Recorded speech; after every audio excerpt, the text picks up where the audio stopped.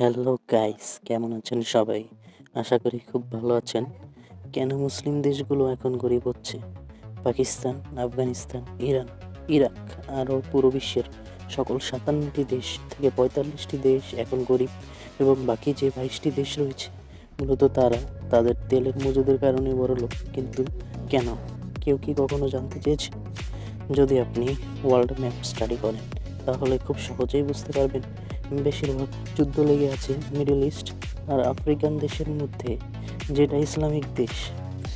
মসুল, ড্যামাস্কাস, পেরুল আরও অনেক দেশের শহর যুদ্ধের কারণে ধ্বংস হয়ে গেছে। যদি আপনি ক্ষুধার্ত দেশের তালিকা দেখেন তাহলে খুব সহজেই বুঝতে পারবেন যে মুসলিম উম্মাহ আজ কতটা অসহায়। যদি জিনিসপত্রের দামও দেখেন তাহলে বুঝতে পারবেন এ দেশগুলোর সব কিছুর দাম খুব বেশি। কিন্তু কেন? এইসব কিছু দেখার পর হয়তো আপনার মনে হতে পারে যে এই সকল কিছু কারণ টেরোরিজম বা ওয়ার হবে, তাই না? কিন্তু এটি সঠিক নয়। মূলত এটির কারণে তাদের আজ এই অবস্থা নয়। তাহলে আপনি ভাবতে পারেন ঠিক কী কারণে এমন হতে পারে। চলেন দেখে নেওয়া যাক। শুরুতে বলে রাখা ভালো, ৫০০ বছর যে গোল্ডেন এজ ইসলাম চললো ঠিক কীভাবে যা এখন চলে না, ঠিক ওই সময় যখন ইরানকে একটি জ্ঞানী ও সমৃদ্ধশালী রাষ্ট্র করা হতো।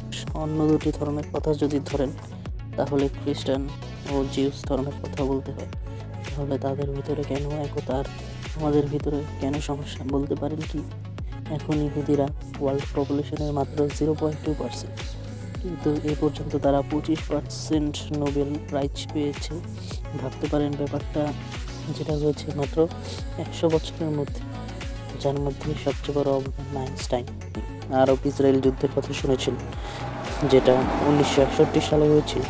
সেখানে সিরিয়া, জর্ডান, ইজিপ্ট একজোট হয়ে হামলা করেছে, কিন্তু মাত্র 6 দিনে ইসরায়েল এই সকল দেশগুলোকে হারিয়েছে। তো বটে, উল্টো তাদের নিজের দেশের উপর কব্জা করে বসে আছে। ইহুদিদের মতো খ্রিস্টান দেশগুলোও আধুনিক ও ডেভেলপ হয়ে গেছে। যদি বর্তমানে আপনি সুপার পাওয়ার দেশগুলো দেখেন তাহলে সব হচ্ছে খ্রিস্টানদের হাতে। কিন্তু কেন? চলুন তাহলে দেখে আসি কি এমন হয়েছে ইসলামিক দেশগুলোর সাথে যে তারা আজ এমন সমস্যার মধ্যে পড়ে আছে। মূলত 8th সেঞ্চুরি থেকে ইসলামের গোল্ডেন এজ এর শুরু হয়েছিল, যেখানে science, math, philosophy, art, culture সব কিছুই ছিল। যেটা এমন একটি সময় ছিল যখন আলী আব্দু আল রাজিকের মতো ইসলামিক স্কলার ছিল, যাকে ফাউন্ডার অফ মডার্ন সেকুলারিজম বলা হয়। বিশ্বাস করা যায় একজন ইসলামিক স্কলার থেকে ওয়েস্টার্নের সেকুলারিজমের ধারণা নেওয়া হয়েছে।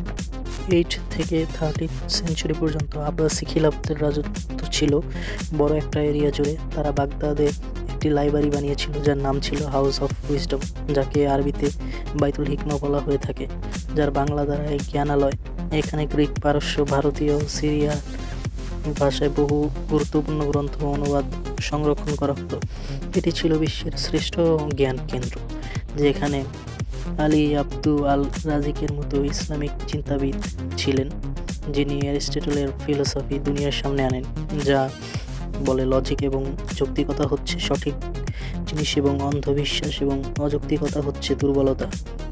এবং যুক্তিবাদী দ্বিতীয় ব্যক্তিটি ছিলেন ইবনে মুসা, যার লেখা আল জাবার কিতাব থেকে আলজেব্রা ওয়ার্ডটি এসেছে। এছাড়া আল খোয়ারিজমিকে তো সবাই চেনেন, যার মাধ্যমে সোশ্যাল মিডিয়ার বর্তমান চলমান।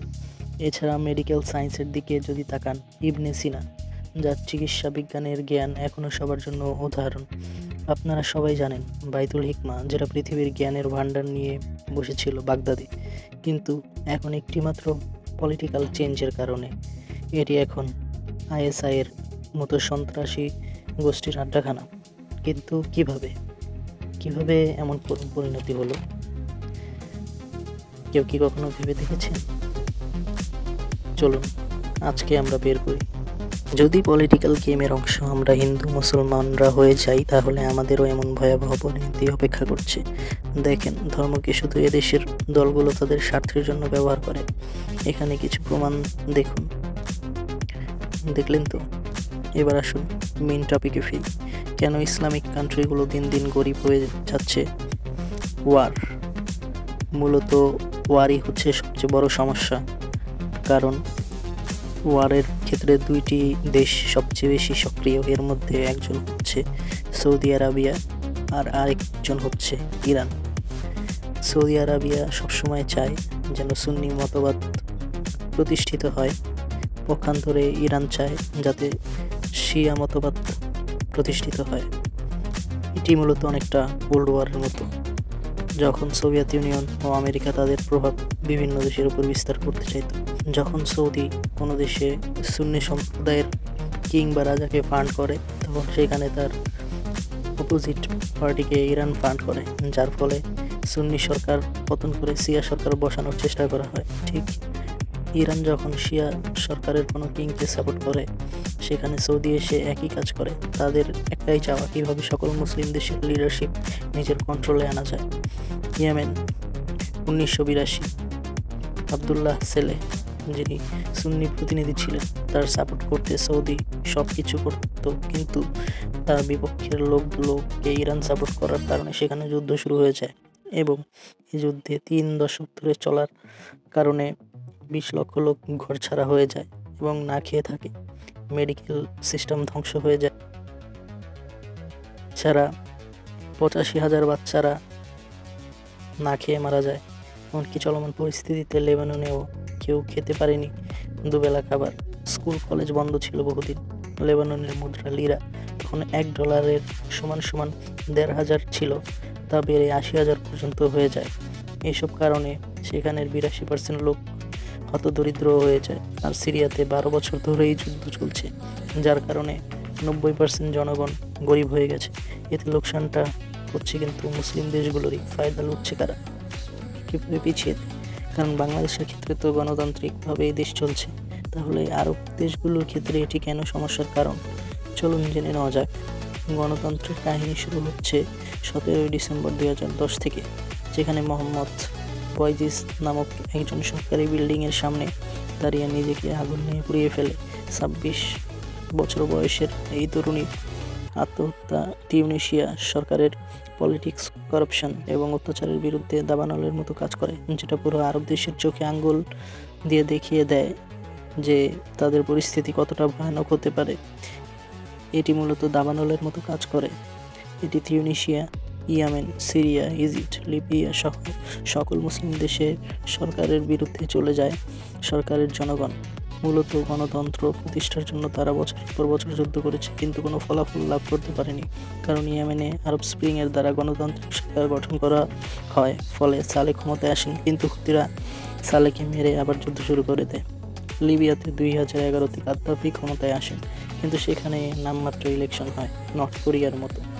ভোট হয় ঠিকই, সরকার তো একটাই। এমন দেশ আছে যেটিতে সরকারই গঠিত হতে পারেনি, যেমন সিরিয়া। এছাড়া আরব দেশের মধ্যে যারাই ক্ষমতা পেয়েছে তারাই তার অপব্যবহার করেছে, কেউ তাদের লোকেদের কথা ভাবেনি। এমনটা করেছিল চেঙ্গিস খান, যার কাছে পাওয়ার তার কাছেই সব কিছু। কিন্তু দুনিয়া কি আর আগের মতো আছে বলেন? রিলিজিয়ন বা ধর্ম, সায়েন্সের ক্ষেত্রে অনীহা। মূলত সায়েন্স হচ্ছে একটি জানার বিষয়। এই সকল দেশ সায়েন্স থেকে কিছুটা শেখার চেষ্টাই করে না। যদি আপনি রেজাল্ট দেখেন তাহলে দেখবেন পুরো বিশ্বের 27% জনসংখ্যা মুসলিম হওয়ার পরও তাদের সায়েন্সের R&Dতে মাত্র 0.5% অবদান আছে। এর কারণ কি? মূলত এর কারণ হচ্ছে সায়েন্সকে তারা ওয়েস্টার্ন প্রোপাগ্যান্ডা মনে করে, এবং এটি আরেকটি কারণ হচ্ছে ধর্ম ব্যবসা। জি, আপনি ঠিক শুনেছেন, ধর্ম ব্যবসার কারণে মানুষকে ভুলভাল বুঝিয়ে মুরিদ বানিয়ে সায়েন্স থেকে দূরে রাখা হচ্ছে। এছাড়া ধর্মের দোহাই দিয়েও নারীদেরকে শিক্ষা থেকে বিরত রাখার কারণেও তারা এগোতে পারছে না।